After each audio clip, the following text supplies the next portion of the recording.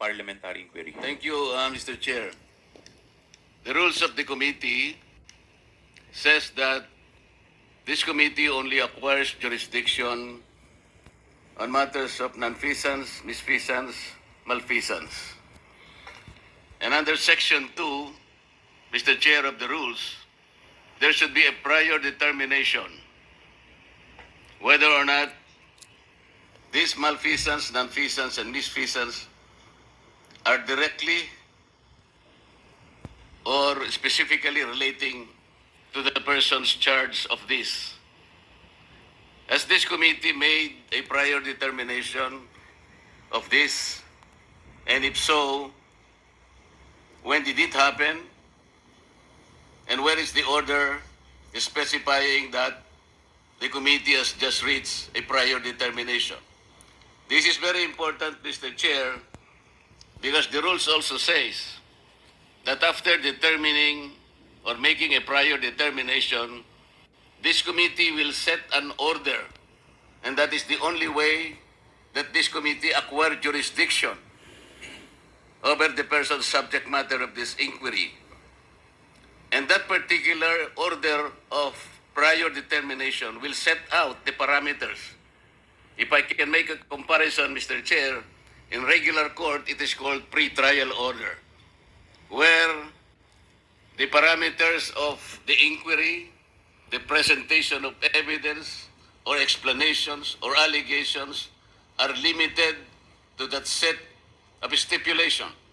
So considering, Mr. Chair, and I assume that there is no prior determination, I do not think how we can start the meeting today because we are supposed to observe the rules. I am referring to Section 2 of the rules of this committee, Mr. Chair. Thank you. Thank you. To answer that, Congressman Marcoleta, we have already ruled on the preliminary determination a while ago. Medyo na-late na po kayo. Now, with respect to your inquiry, that if we can proceed with this, considering that this is an investigation of malfeasance, misfeasance, and nonfeasance, let me walk you through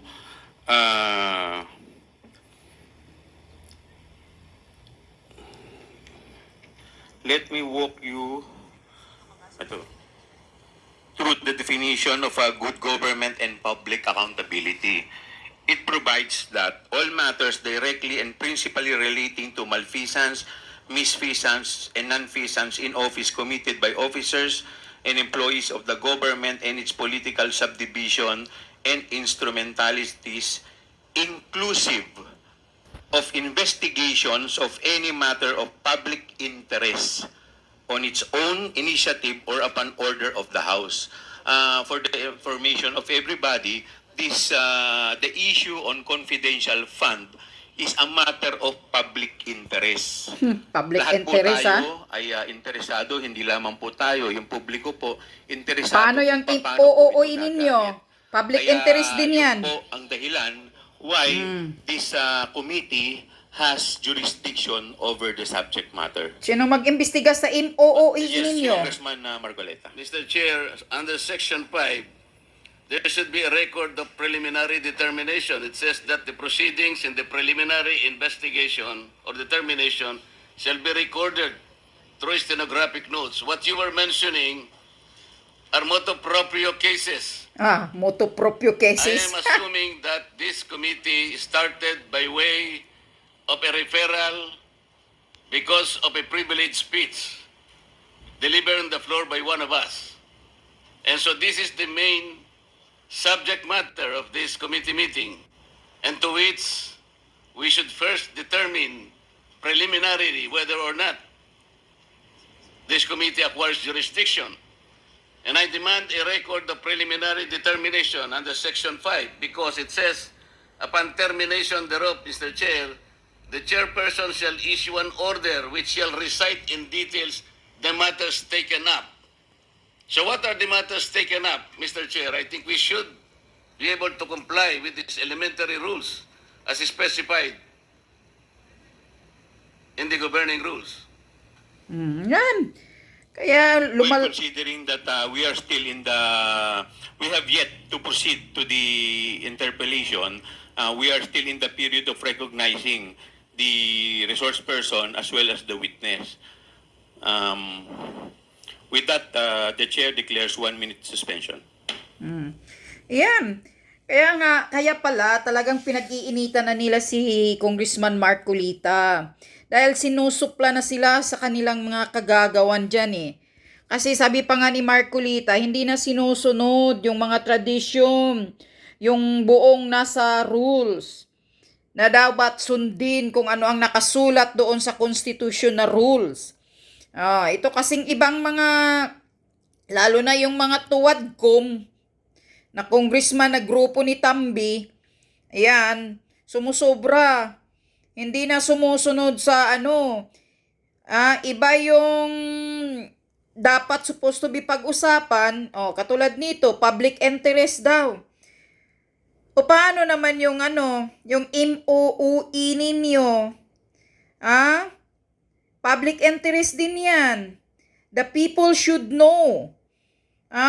Kung saan napunta yung MOOE ninyo. Gusto naming malalaman kung magkano, ilang bilyones yung kinakalkal ninyo sa kaban ng bayan, nilalagay ninyo sa MOOE ninyo. Yun, mga congressman.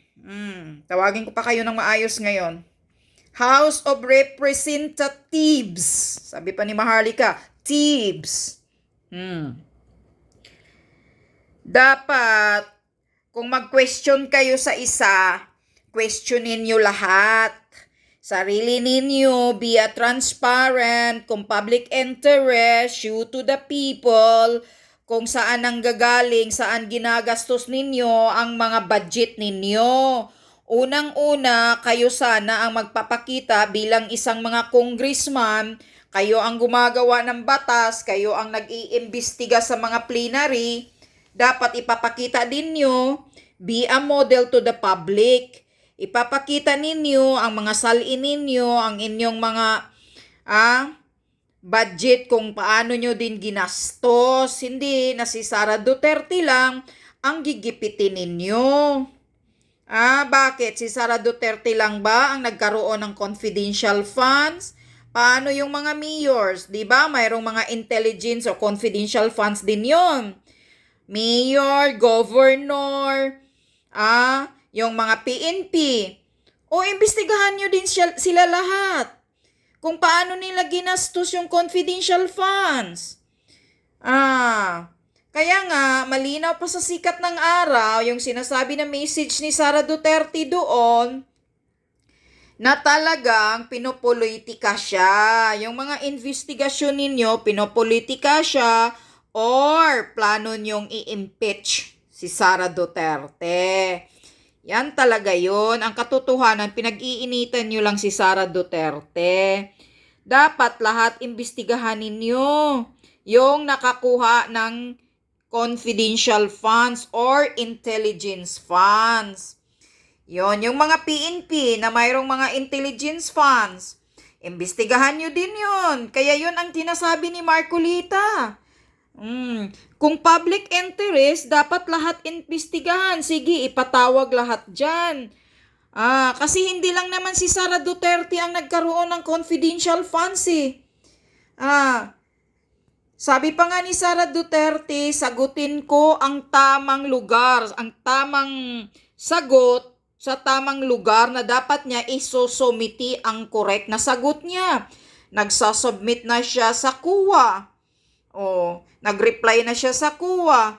Nag-submit na siya sa COA. Sabi ng COA, wala namang misuse. Ano pa? Ano pa ba? Ang pinagdidiinan talaga ninyo na gusto nyo talagang dadalo, gusto nyo bang insultuhin kayo ni Sara?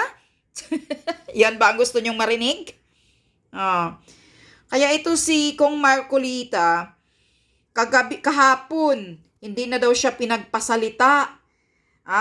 Binubunyag na rin ni Kong Marcolita na pinipigilan na siyang mag-question about sa budget na magkano yung budget? Trillion, mga inday. 6.325 billion budget ba yun ng Budget ata yun ng Congress. O kanino yung budget? Anyway, hahanapin ko din yon kasi nasa ano yan ni Marcolita. Nasa vlog niya. I-follow nyo mga taong bayan. I-subscribe nyo si Kong Marcolita, Dante Marcolita sa ano niya. Sa may sarili siyang vlog. Doon niya sinasabi yon. Oh. Ayan, pinipigilan siyang magsalita. At kitang-kita ang elbow, ang siko ni Kimbo Caprecho na parang kumakaway sa gilid niya, katabi niya. Ayan na, bumalik na sila sa suspension. Sige, pakinggan nyo ang mga sinasabi ng mga representatives na umaastang Supreme Court kay BP Sara na ginigipit lang. Tama, si Kong Marcolita. Kung gusto nyong i-inquire, imbestigahan ang mga confidential We will now, funds, sali ang mga proceed to mayor. before we proceed to the interpellation proper, the chair will recognize the Honorable Vice President for her message. Yes, ma'am. You are recognized, Yan. ma'am. Message ni tatamaan kayo lahat ngayon sa sasabihin na message Or ni Sara. my statement regarding the point of order. Message? Yes. Insultuhin mo Sara Duterte. Pakinggan nyo. Mga kababayan, ladies and gentlemen, Assalamualaikum, Warakmatullahi wa Barakatuh. Madayaw, mayong adlaw, kaninyong tanan. Shukran. Ang araw sa inyo lahat. Si The Miss officials Shukran. of the Office of the Vice President, as well as each and every one of our satellite office leads, were in receipt of a letter from the chairman of the Committee on Good Government and Public Accountability dated September 13, 2024, requesting our presence or that of our duly authorized representatives in today's initial deliberation with preliminary determination on privilege speech number 379. In view of the said letter, I am appearing before you today not only as the head of office, but more importantly as the duly authorized representative of all officials of the OVP. Simply because we have not done anything wrong. See? There is no misuse of funds. Yes. If there are audit findings, we shall gladly respond to them before the Commission on Audit. And if there are legitimate cases to be filed, then we shall gladly respond to them before the appropriate courts. In relation to this, may I just say that I take notice of the opening speeches and nasabi doon, there is a determination of misfeasance, nonfeasance, and malfeasance. And those are cases that should properly be taken in the courts of law. Abogado yan eh. What we are witnessing now is no ordinary legislative inquiry. This exercise is a well-funded and coordinated political attack. Political This attack. much is evident from the very words of the privileged speech that prompted this inquiry. A speech that simply meant to say, do not vote for Sara on 2028. Oh my gosh, ganon? It is clear to me that this inquiry is not about misused funds, accountability, or governance. Instead, it is solely aimed at discrediting my name and my office to prevent future political contests. I have publicly stated my reasons as to why I've chosen not to defend the OVP's budget proposal for 2025. I have narrated the issues I encountered in previous years, which can easily be confirmed by looking at the NEP, the GAB, and the GAA for fiscal years 2023 and 2024. Correct. Further, I have even shared the drama that transpired last year regarding the confidential funds. Drama, ha? Hence, just as we have done last year, we again leave the 2025 OVP budget to the pleasure of Congressman Martin Romualdez. Ano? I am not asking for any special treatment, nor am I asking you to uphold any tradition. There is no disrespect. All I am saying is that you have the complete freedom to do whatever you wish with the OVP budget. If you feel that all the documentary submissions are not enough, then by all means, huwag kayo magbigay ng budget. Sa totoo lang, hindi naman ang budget ang punteriya ninyo. Da. Dahil napakadali naman magtanggal ng budget. Da. What you are trying to do It's not the budget hearing is ang make a punteriya. case for impeachment. Hindi naman ako kakandidato Da. sa nalalapit na eleksyon. Hindi ako namumulitika. Ang ginagawa ko lamang ay ang pagtupad sa aking oath of office at campaign platforms na trabaho, edukasyon, at mapayapang pamumuhay. Sinabi ko na noon at ilang beses ko nang inulit na hindi ako ang problema ng bayan na ito. Correct. Ang totoong problema ng bayan ay kagutuman, Yes. kahirapan, iligal na droga, kriminalidad, terorismo, hindi na sapat na healthcare, kalidad ng edukasyon, kawalan ng plano ng infrastruktura para sa disasters, at marami pang iba. So, you may try to destroy me, you can skin me alive, and throw my ashes to the wind. But let it be known, you will find me unbowed. Hindi ako I will yuyuko continue sa'yo. to serve the Da. Filipino people no matter the personal cost or political intrigue. Having said that, I will not allow myself to be subjected to an inquiry based on an empty privilege speech just so you can attack me Da. and do indirectly what you failed to do directly during the budget hearings. I therefore request this committee to terminate this inquiry for its clear lack of any proposed legislation or substantive matter for discussion. Shukran. Da. Ano? Nainsulto The line kayo. item for confidential funds. Ayan na, si Miss Confidential Funds, address, convicted Franz Castro. When Chair, answering. Mr. Chair. Sorry, Mr. Chair. Yeah. Sa DBM po, please, you are... Singit-singit ka, ha? Nayupak ang Toledo, Franz Castro you ka, are ha? recognized. Yeah, Mr. Chair, yes, there is no line item for confidential fund, but there is a program that item under that program po na ginagamit po yung confidential fund po. I'm not satisfied with the answer. Ang tinatanong ko lang po, meron bang line item doon sa budget ng Office of the President na confidential fund? Meron po bang line item po? Yes or no? There is no, Madam Chair, Yes. Mr. Chair. Okay. How about Paulit-ulit ang 2020? confidential fund. Wala na ng confidential budget of funds the ng Office of the 2023 si Vice Sara eh.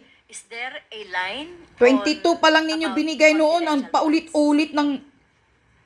paulit-ulit ng mga pagdinig. There is, Mr. Chair, there is a line item for Magkano po, Mr. Chair, yung confidential funds of the Office of the Vice President for 2023? 500 million, Mr. Chair. Okay, you're correct. Kasi nandito naman, meron naman tayong ano dyan. Okay, so kung compare natin, Mr. Chair, yung Office of the Vice President budget, GAA 2022 and GAA 2023, so makikita natin agad-agad yung difference. No, na yung confidential funds sa Office of the Vice President noong 2022 ay wala, pero sa Office of the Vice President sa 2023 ay meron. Okay, so paano po nagkaroon ng 125 million na confidential funds ang Office of the Vice President noong 2022, Mr. Chair, sa DBM? Okay, Mr. Chair, while the OVP has no provision for the confidential funds under the fiscal year 2022 GAA, the said release of funds was charged against the contingent fund using the existing PAP of the Office of the Vice President, which that is the Good Governance Program, Mr. Chair.